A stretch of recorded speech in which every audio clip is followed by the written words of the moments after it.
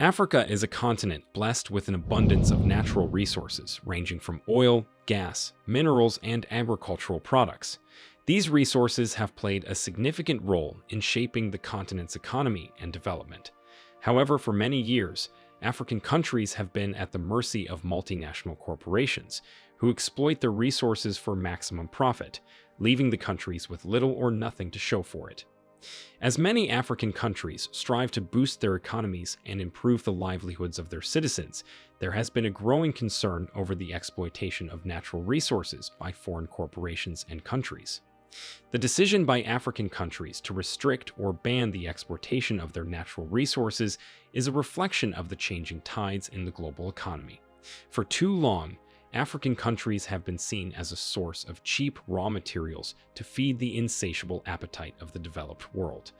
The banning or restriction of exportation is a sign of African countries' determination to chart a new course, one that prioritizes local development and sustainable use of their resources. Natural resources are the backbone of many African economies, providing valuable income and contributing to the development of infrastructure and social services. However, the exploitation of these resources has often resulted in unequal distribution of wealth and benefits, leading to environmental degradation and social unrest. To combat these issues, some African countries have taken the bold step of banning or restricting the exportation of their natural resources to European countries. In this video, we will explore the reasons behind these decisions and the impact they have had on these countries and their citizens. 10. Ivory Coast banned the export of cocoa beans in 2016. In 2016, Ivory Coast, the world's largest producer of cocoa beans, decided to ban the export of these beans. The country's decision was primarily motivated by the need to ensure that farmers receive fair prices for their produce and to combat poverty in rural areas where most cocoa beans are grown. The countries most affected by this ban are the USA, Netherlands, and Malaysia. The impact of this ban on the country's economy has been significant. Although the move was widely applauded by farmers, it caused a shortage of cocoa beans on the global market, leading to an increase in prices. This led to a decrease in demand for Ivorian cocoa beans, which resulted in a loss of revenue for the country's exporters and the government. The government, however, has continued to stand firm on the ban, arguing that the long-term benefits of empowering farmers and reducing poverty in the country outweigh the short-term economic costs. The government has also embarked on a series of initiatives to promote the local processing of cocoa beans, which it hopes will lead to increased revenue in the future. 9. Gabon banned the export of raw logs in 2010. Gabon implemented a ban on the export of raw logs, a move that was aimed at encouraging local processing of wood and boosting the country's economy. The ban was implemented to prevent the exploitation of the country's forests, which are home to a diverse range of flora and fauna, and to ensure the long-term sustainability of Gabon's timber industry. Prior to the ban, the majority of Gabon's timber was exported as raw logs, with only a small percentage being processed locally. This meant that the country was losing out on the potential economic benefits of processing the timber domestically, including creating jobs, increasing revenue, and adding value to the wood products. Since the implementation of the ban, Gabon's government has invested in the development of local processing facilities and training programs to support the growth of the timber industry. While the transition has not been without its challenges, including a reduction in export revenue in the short term, the long-term benefits of the ban are expected to be significant for the country's economy and environment. 8. Niger banned the export of uranium ore in 2014. In 2014, Niger banned the export of uranium ore, a decision that came as a shock to many as Niger is one of the world's largest producers of uranium. The decision was made due to concerns that Niger was not getting a fair price for its uranium, and that the country's resources were being exploited by foreign companies. The government wanted to have greater control over the country's uranium industry and to ensure that the profits from uranium mining were reinvested in the country's development. The ban on uranium ore exports had a significant impact on Niger's economy, as uranium is the country's main export and accounts for approximately 70% of its exports.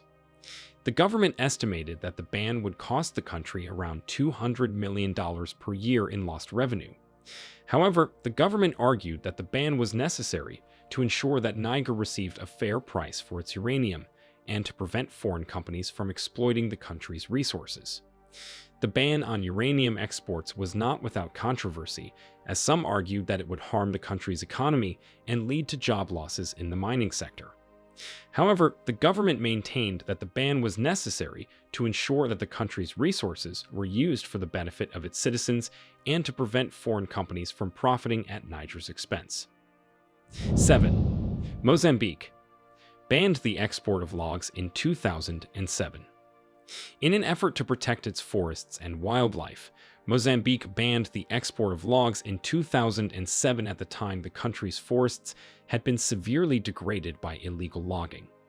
The ban was implemented after years of illegal logging that led to deforestation, soil erosion, loss of biodiversity, and displacement of communities that depend on forests for their livelihoods. The ban had both positive and negative impacts on the country. On the positive side, the ban has contributed to the conservation of Mozambique's forests and the protection of its rich biodiversity. The ban also helped to address the issue of corruption in the logging industry and improve the governance of natural resources in the country. Additionally, the ban created opportunities for local communities to engage in sustainable forestry practices, such as community-based forest management, which can provide livelihoods and protect the environment. On the negative side, the ban has had an impact on the country's economy, as the forestry sector is an important contributor to the national economy. The ban led to the closure of several logging companies, resulting in job losses and a decline in export revenues. However, it is important to note that illegal logging also had negative impacts on the economy, as it led to a loss of government revenue and contributed to the marginalization of communities that rely on forests for their livelihoods. Overall, the ban on log exports in Mozambique was a necessary step toward protecting the country's environment and promoting sustainable development. While it had some negative impacts on the economy, the long-term benefits of conservation and sustainable management of natural resources outweigh the short-term economic gains from illegal logging and unsustainable exploitation. 6. Zambia banned the export of copper concentrate in 2019. In the year 2019, Zambia, Africa's second-largest copper producer, banned the export of copper concentrate, a raw material used to make copper cathodes, as part of its efforts to encourage local processing of copper. The decision was made to promote local value addition and create more jobs in the country. The country had been exporting raw copper, which was refined abroad and then imported back into the country, resulting in job losses and a significant loss of revenue. The ban led to the establishment of local copper processing plants, which boosted the country's economy and created jobs. For example, the Chinese-owned Chambishi copper smelter invested over $1 billion to expand its production capacity, creating over 10,000 jobs. However, the ban also had negative effects on the economy. Copper concentrate exports were a significant source of revenue for the country, and the ban led to a decline in copper exports, which negatively impacted the country's balance of payments. Additionally, some mining companies were forced to suspend operations due to the ban, leading to job losses and decreased production. Despite the challenges, the Zambian government has continued to encourage local processing of copper, believing that the long-term benefits outweigh the short-term costs. The country is now focused on developing its downstream copper industry to further promote job creation and economic growth. 5. Mali restricted the export of unprocessed gold in 2018. Mali implemented a new law restricting the export of unprocessed gold in an attempt to increase revenue generated from the precious metal within the country. Prior to the law, the majority of gold mined in Mali was exported in its raw form to other countries for processing, resulting in the loss of potential revenue from value-added activities. The government's decision to restrict the export of unprocessed gold was driven by a desire to create jobs and investment opportunities in the country, while also combating illegal mining activities. By encouraging the establishment of gold processing facilities in Mali, the government hoped to create new employment opportunities for its citizens, as well as generate more revenue for the state. While the restriction on the export of unprocessed gold has led to an increase in local processing activities, it has also resulted in a decline in gold exports and revenue in the short term. The lack of facilities to process the gold within the country, combined with a lack of investment, has led to a decrease in the amount of gold produced and exported. This has had a negative impact on the country's economy, which heavily relies on gold exports as a major source of revenue. However, the long-term benefits of the new law are expected to outweigh the short-term drawbacks. By promoting local processing activities, Mali can create sustainable job opportunities and increase revenue generated from gold mining activities. Additionally, the law has the potential to reduce illegal mining activities and promote responsible mining practices, ultimately benefiting the environment and local communities. 4. Ghana banned the export of unprocessed gold in 2017. Ghana, the second largest producer of gold in Africa, implemented a ban on the export of unprocessed gold in an effort to increase local value addition and generate more revenue for the country's economy. The move was part of the government's efforts to promote sustainable development in the mining sector. The ban was aimed at stopping the export of raw gold to foreign countries and instead encouraged local processing and refining of the precious metal. This would enable Ghana to add value to its gold and maximize its profits by exporting refined gold products, which typically have a higher price than raw gold.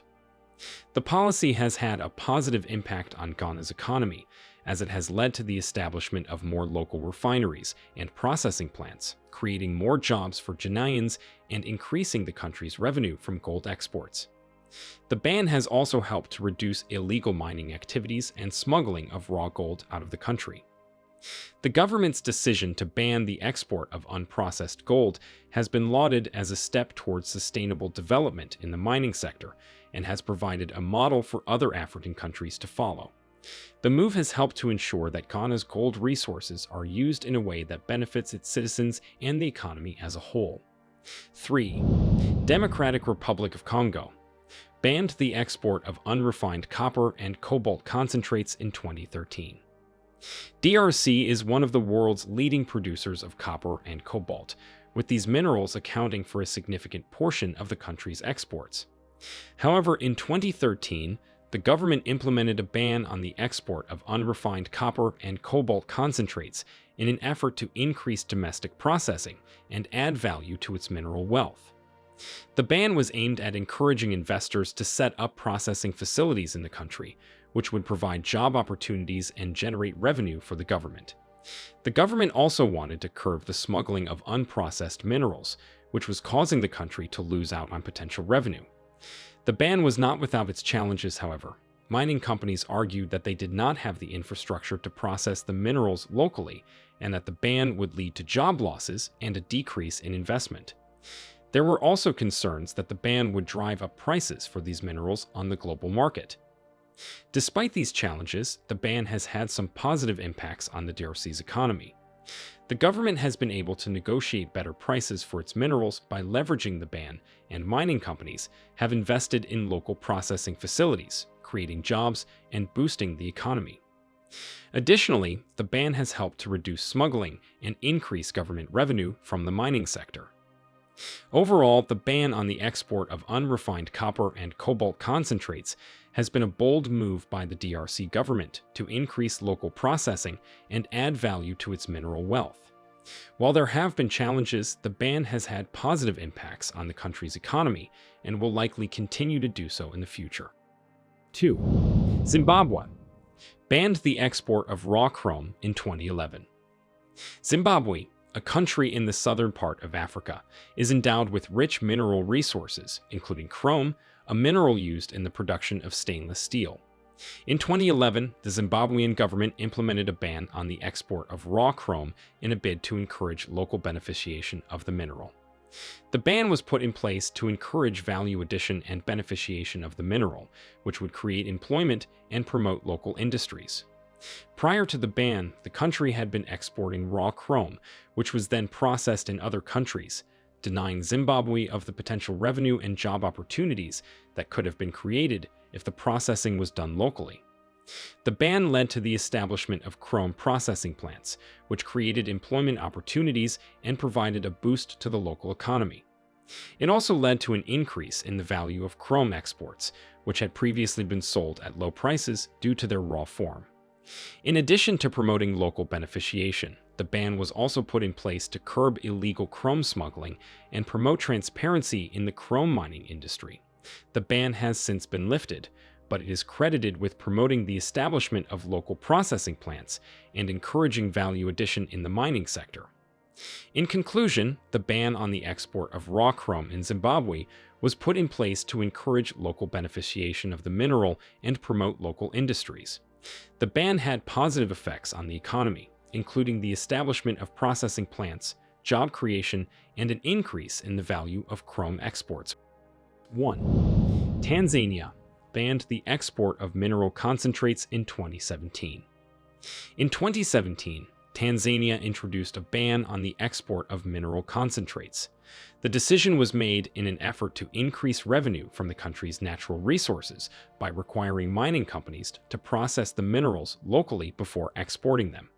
The ban affected various minerals, including gold, copper, nickel, and silver. The government claimed that mining companies had been exporting unprocessed minerals at a lower value, thus depriving Tanzania of its fair share of profits from its natural resources. The new policy aimed to boost the country's economy by creating jobs and increasing the value of exports.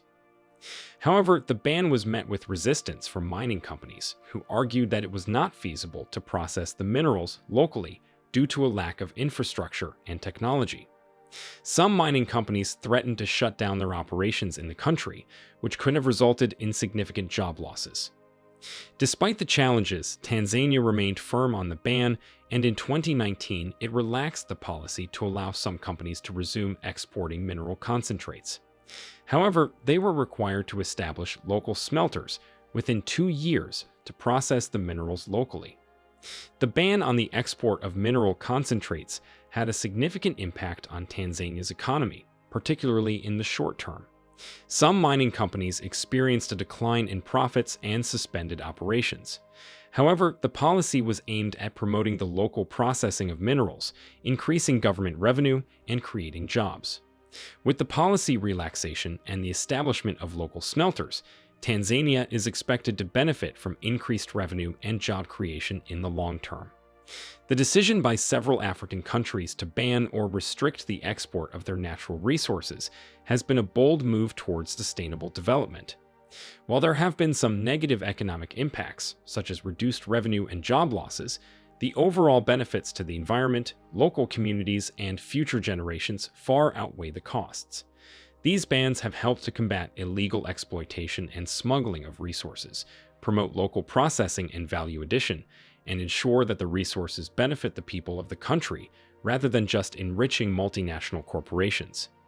It is important for other African countries to learn from the experiences of these countries and also take bold steps to ensure the sustainable exploitation of their natural resources.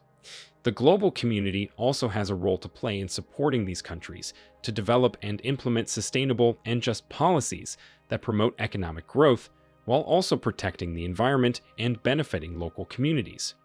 We all have a responsibility to ensure that the exploitation of natural resources in Africa is done sustainably, ethically, and in a way that promotes the well-being of present and future generations.